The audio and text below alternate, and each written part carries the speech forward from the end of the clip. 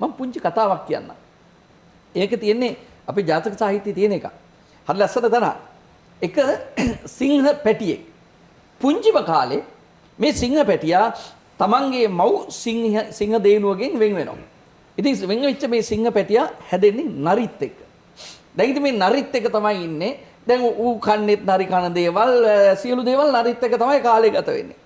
දවසක් මේ දැන් සිංහ පැටියා දැන් ලොකු වෙලා මහා සිංහෙක් වෙලා හැබැයි නරි චින්තනයේම තමයි ඉන්නේ. නරි එක නිදිවත් වෙන්නේ. වහන්සේ කියන එක මේ අපේ මානව සමාජයටත් අදාළයි. ඔව්. ඉතින් කොහොම හරි ඊට පස්සේ සර් මේ දැන් මේ නරිත් එක්ක හිටිය මේ සිංහ පැටියා දවසක් යනවා ගමනක් යනකොට හදිසියෙම තව සිංහෙක් අහු වෙනවා.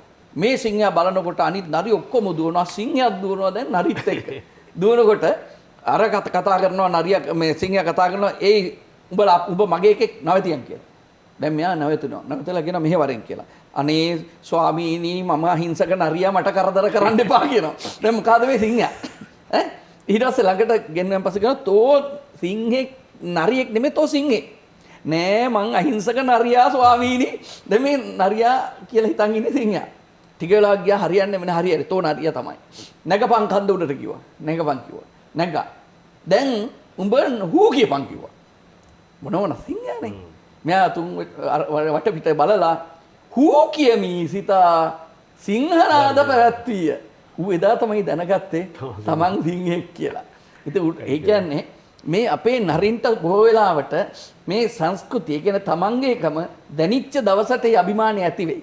ඒ නිසා ඕන නරියට තමන් සිංහයාට තමන්ගේ අනන්‍යතාව නරි ඇසුරු කරලා නැති වෙලා තිබ්බනේ. ඒ නිසා නරි ඇසුරු කරලා නැති වෙච්ච අනන්‍යතාව ගොඩනගා ගන්න නම් සිංහෙක් හම්බෙන්න ඕනේ. හම්බුනන් පස්සේ අන්න මතුවෙනවා.